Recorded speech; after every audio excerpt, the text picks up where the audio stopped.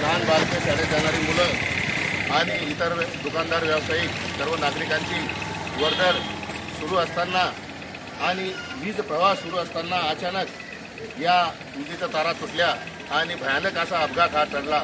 तरी या 1965 सालापासून बसविलेल्या या MSCBच्या तारांना बदलवण्यासाठी आम्ही वारंवार मागणी करून सुद्धा वीज मंडळ दुर्लक्ष करत आहे का या इथं कोणाच्या जीवितहानीची वाट पाहत आहे। म्हणून या वीज मंडळाला एक आमच्या गावकऱ्यांतर्फे विचार आहे की इथं कोणतीही जीवितहानी झाल्यास तुम्हाला तुमच्यावर मनुष्यवधाचा गुन्हा दाखल करण्यात येईल आणि लवकरात लवकर हे तार बदलून सुरक्षेच्या दृष्टीने उपाय करून या नागरिकांची सुरक्षा करावी। आम्ही गेल्या 2 ते 3 वर्षापासून मागणी लावून धरलेली आहे की हे तार जुने तार आहे ते वारंवार तुटतात, त्याच्यातून मोठा अपघात होण्याची शक्यता आहे, परंतु वीज मंडळ महामंडळ खातं अद्याप दुर्लक्ष करत आहे।